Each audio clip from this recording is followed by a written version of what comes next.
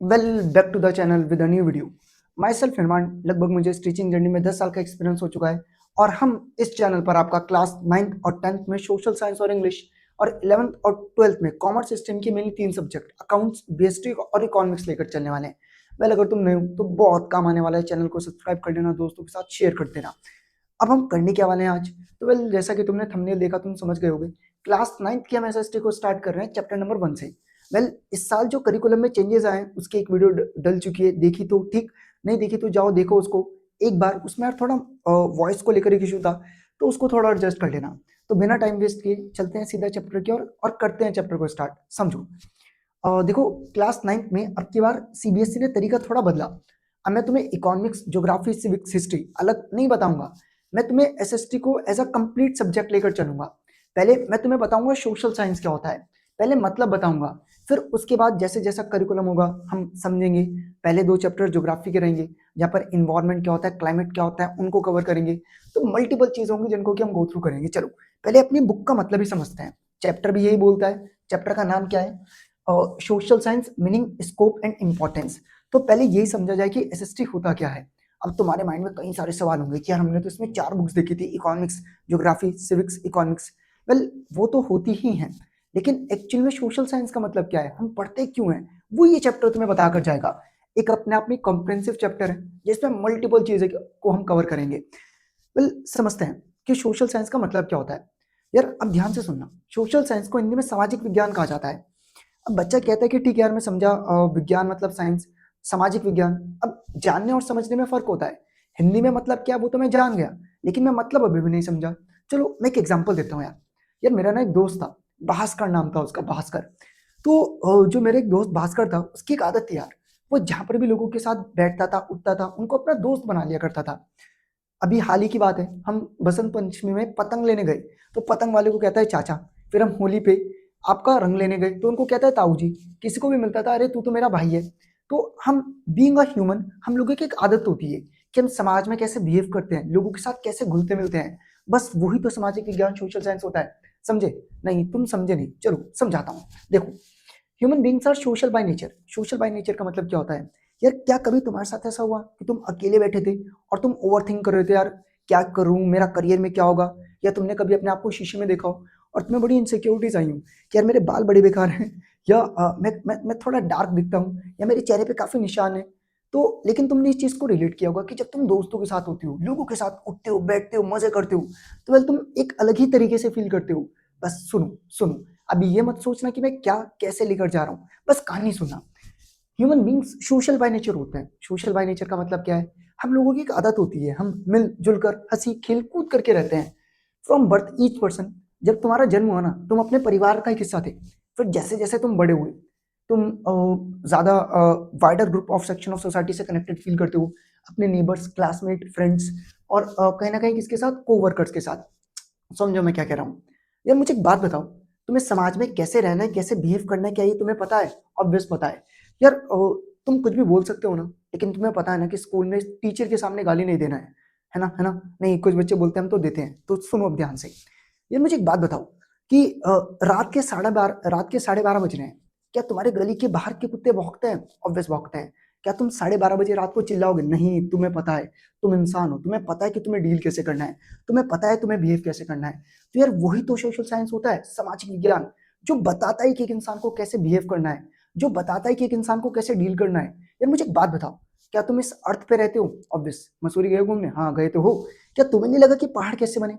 क्या तुम्हें नहीं लगा कि कभी जिस जगह पर तुम रहते हो, वेल मैं उत्तर प्रदेश से बिलोंग करता हूँ, ये प्लेन्स में आता है, यार ये कैसे बने? तो यही तो तुम सोशल साइंस में पढ़ते हो कि जिस सोसाइटी, जिस इन्वायरमेंट में तुम रहते हो वो इन्वायरमेंट कैसे बना। समाज देखते हो, आसपास माता पिता हैं, आस पड़ोस के लोग हैं, तो वो लोग कैसे बिहेव करते हैं, सोसाइटी के क्या अपने रूल्स एंड रेगुलेशंस होते हैं? ऑब्वियस होते हैं, होते हैं। तो यही सब चीजें तुम सोशल साइंस में देखते हो कि जो लोग गांव में रहते हैं, टाउन्स में रहते हैं, सिटीज में रहते हैं, वो एक दूसरे पर डिपेंडेंट है। बीइंग अ ह्यूमन हम सोशल हैं, हम लोगों से मिलते हैं, जुलते हैं, बातचीत करते हैं, दोस्ती करते हैं। वेल सिर्फ इतना ही नहीं, हम आइडियाज भी शेयर करते हैं। यार होता है ना, मैं अपने दोस्त के गया तो मेरे माइंड में एक आइडिया आया झक्कास, मैंने कहा बिजनेस करते हैं, मैंने अपने दोस्त को बताया। हम लैंग्वेजेस, बिलीव्स, रिस्पॉन्सिबिलिटीज इनको भी शेयर करते हैं। तो एक्चुअल में सोशल साइंस तुम्हें यही समझाता है। शॉर्ट में बताता हूँ क्या सोशल साइंस तुम्हें बताता है। कि लोग साथ में कैसे रहते हैं ये बताता है नियम कानून। वेल गवर्नमेंट कैसे रूल करेगी यार, यही तो तुम सिविक्स में पढ़ते हो, जिसको डेमोक्रेटिक पॉलिटिक्स कहा जाता है। इकोनॉमिक्स में तुम यही तो सीखोगे, पैसा कैसे कमाते हैं। समाज में रहते हो, अकेले में तो बिजनेस नहीं करोगे। अबे मैं अपनी दुकान जंगल के बीच में खोलता हूँ तो चलेगी, कि मैं अपनी दुकान सोसाइटी में खोल के बैठता हूँ तो चलेगी। वेल समझ गए ना, सोसाइटी में खोल के बैठता हूँ तो चलेगी। तो यही तो तुम्हें इकोनॉमिक्स सिखाता है कि सोसाइटी में बिजनेस कैसे करते हैं। हिस्ट्री तुम्हें बताता है समाज बदलता कैसे है, चीजें सही तरीके से हों, रिस्पॉन्सिबल हों। सिंपल शब्दों में, जो तुम्हारी सामाजिक सोशल लाइफ है, पॉलिटिकल, क्या सभी के पास one vote one right one value है, क्या सभी को इक्वली ट्रीट किया जाता है, क्या सभी के पास एक प्रॉपर इकोनॉमिक लाइफ है, लोग पैसा कैसे कमाते हैं, खर्च कैसे करते हैं। तो यही तो चीजें जो तुम्हें क्या समझाती है, सोशल साइंस क्या समझाती है। चलो तुम्हें बताता हूँ यार, दो लोग थे, एक थे जेम्स हाई और एक थे चार्ल्स बियर्ड। इन्होंने डिफाइन किया, इन्होंने बताया कि एक्चुअली में सोशल साइंस क्या होता है। शॉर्ट में सुनना, बहुत शॉर्ट में सुनना। मैं सोशल साइंस की बात कर रहा हूँ, किसकी, सोशल साइंस की बातचीत कर रहा हूँ ना। शब्द लोगों की बात एक ही होगी। कहना क्या चाह रहा हूँ यार, मैं तुम्हारे घर में आके पानी मांगता हूँ और मेरा दोस्त तुम्हारे घर में आके जल मांगता है। मैंने पानी कहा, उसने जल कहा, शब्द अलग है, अर्थ तो एक ही है ना। तो वही चीज है। जेम्स आई का क्या कहना था सुनो, और फिर समझेंगे कि चार्ल्स बियर्ड का क्या कहना था।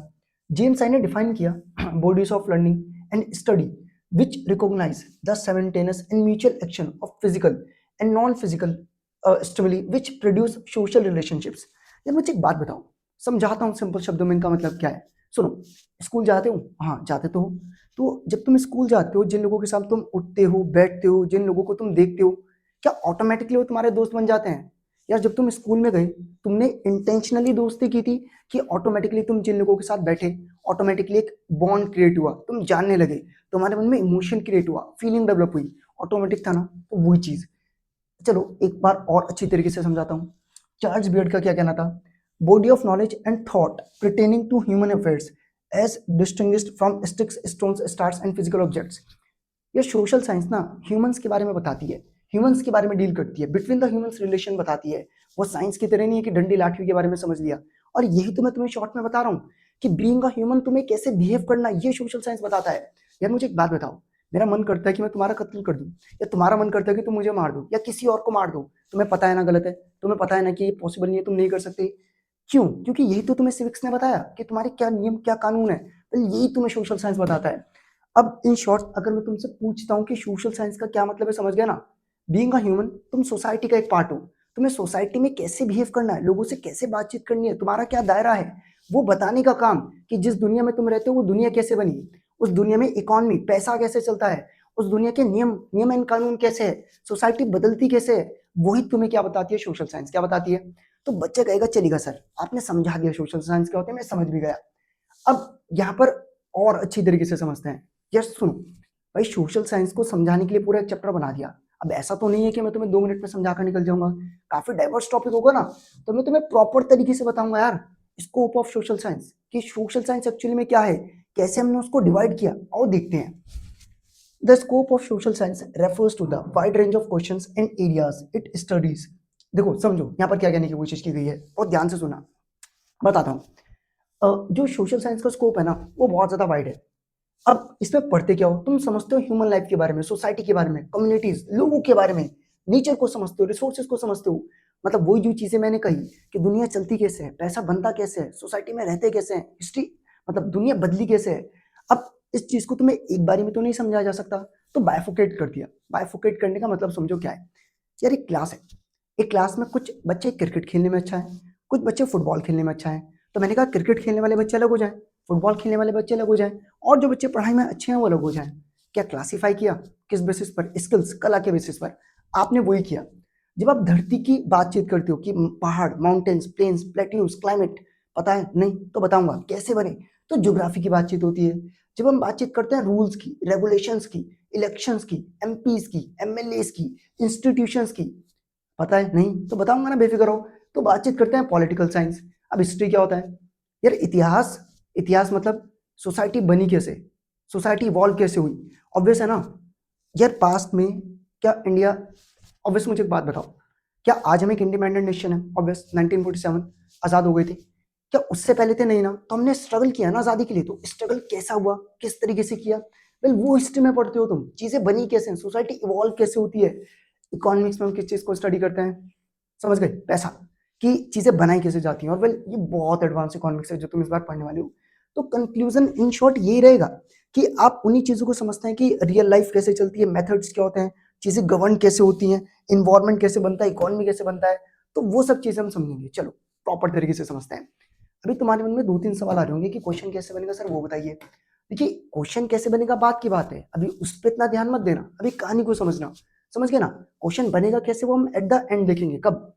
देखो वीडियो ना पार्ट में डिवाइडेड रहेगा। ये है पार्ट 1, इसके बाद आएगा पार्ट 2, इसके बाद आएगा पार्ट 3। अगर ज्यादा लेंथी चैप्टर हुआ तो 4 पार्ट्स में कवर होगा, वरना पार्ट 1 to 3 तक जहां तक ये चैप्टर कवर हो जाएगा। तो पार्ट 1 to 3 चैप्टर समझाने के बाद एट द एंड में आपको बताऊंगा कि क्वेश्चंस कैसे बन सकते हैं और आपको कैसे लिखना रहेगा। ठीक, चलो। तो अभी तुमने सोशल साइंस का मतलब समझा।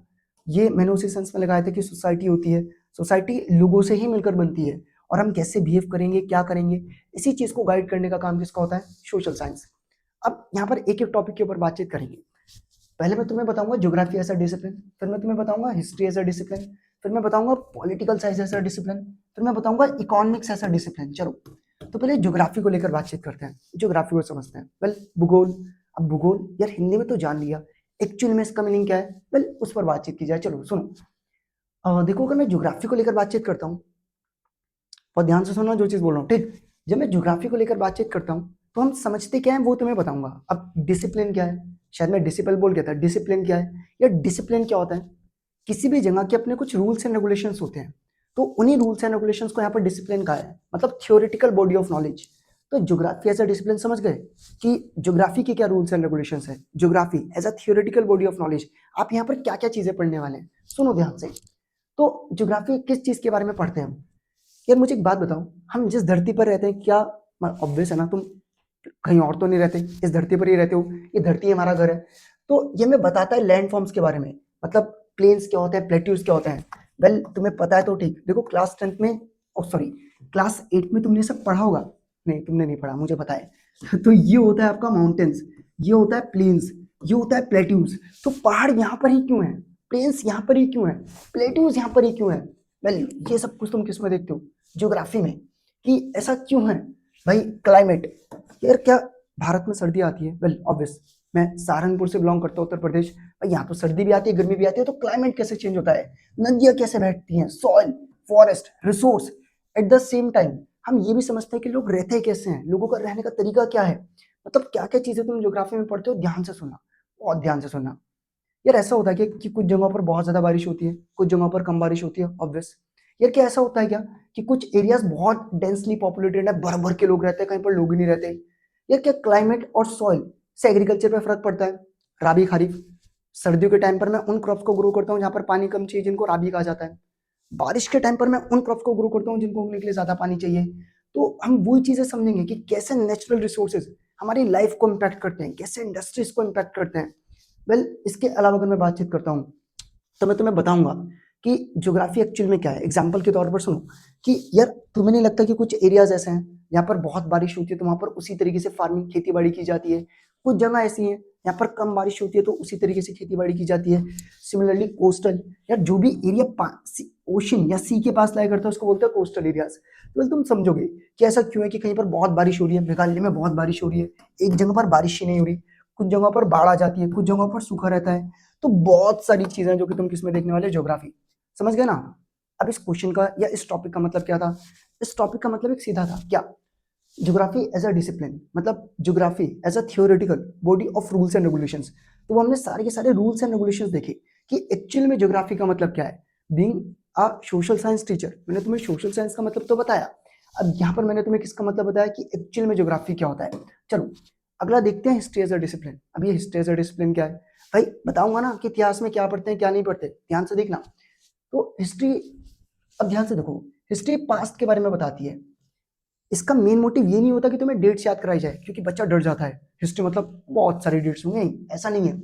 ये तुम्हें समझाती है, बताती है कि सोसाइटी कैसे बदलती है, आज जो प्रेजेंट है वो कैसे बना है। यार बहुत ध्यान रखना कि जो मेरे द्वारा प्रेजेंट में लिया गया एक्शन है ना, वही मेरा फ्यूचर शेप करता है। और ये बात तुम भी एग्री करोगे। आज मैं नशा करता हूँ, मजे करता हूँ, फ्यूचर प्रिडिक्ट कर सकते हो कैसा होगा? आज मैं मेहनत करता हूँ, वेल हो सकता है कि फ्यूचर में मैं कुछ एफर्ट्स करके कुछ अचीव कर सकूं। तो वही चीज यहाँ पर है। तो हिस्ट्री किन किन चीजों के बारे में बताती है, लोगों के बारे में, उनकी लाइफ्स के बारे में। सोशल और कल्चर डेवलपमेंट्स जो हुए हैं, समाज में क्या क्या डेवलपमेंट हुए, rise and fall of institutions.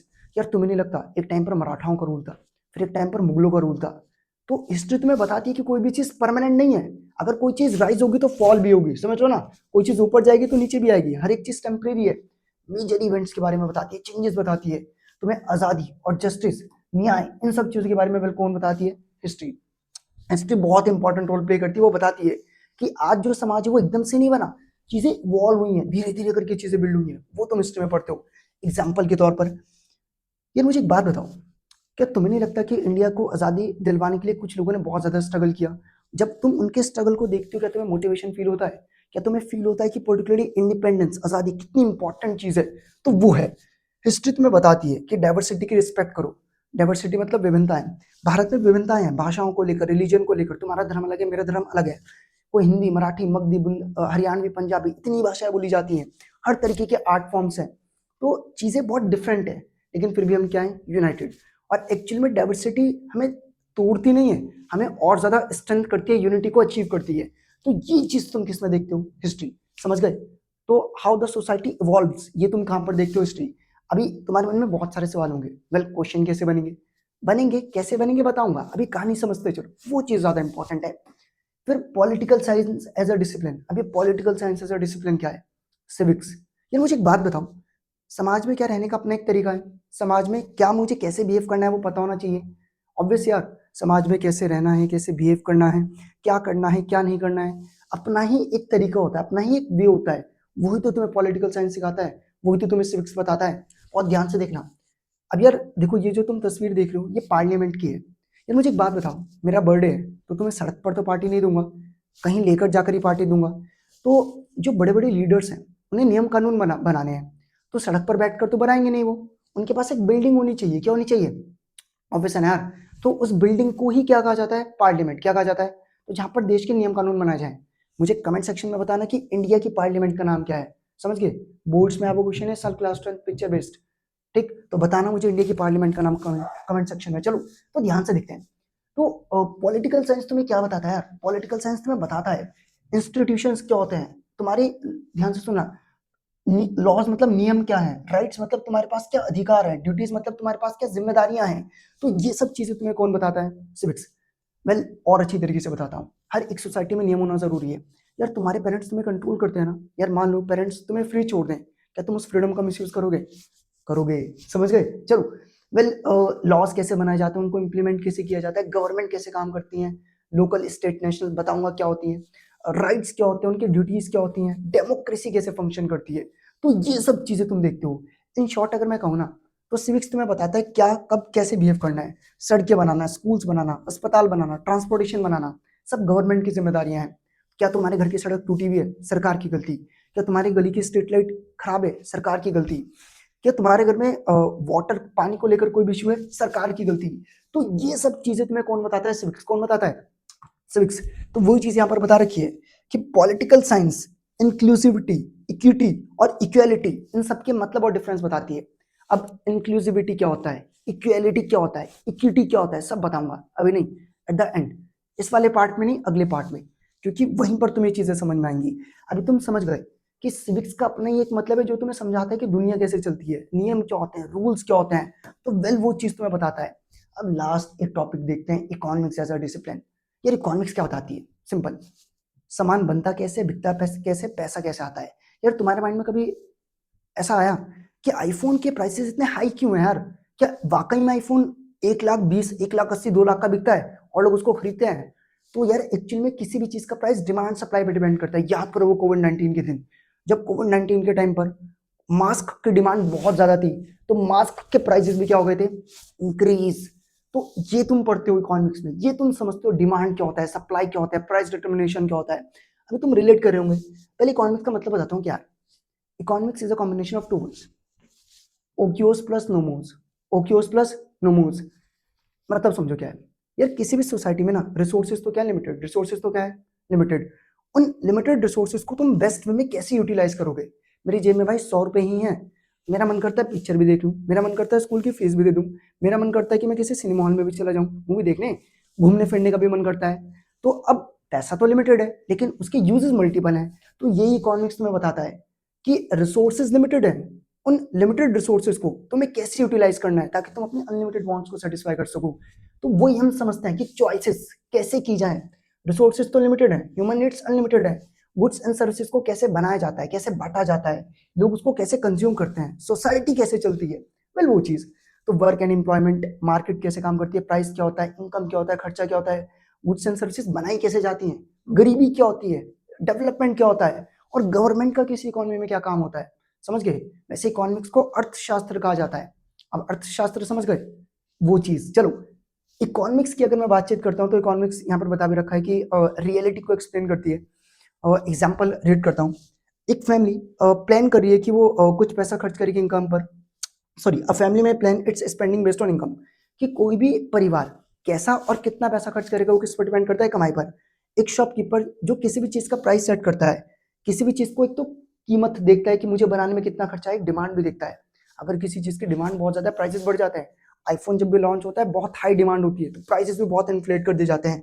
Inflate मतलब महंगे, ये वर्ड्स का मतलब भी तुम समझोगे। हम समझेंगे रेनफॉल, सॉइल, मार्केट प्राइस कैसे एक इंपॉर्टेंट रोल प्ले करता है। इकोनॉमिक्स बताएगा मल्टीपल चीजें कि क्यों समाज में पैसा एक जगह पर इकट्ठा ना हो, इक्वली डिस्ट्रीब्यूटेड हो। तो ये सब चीजें तुम किसमें देखते हो, इकोनॉमिक्स। चलो तो वेल मुझे बताओ, क्या पार्ट 1 में तुम्हें चीजें क्लियर हुई? क्या पार्ट 1 में तुम समझे कि पहले हमने किस चीज को समझा?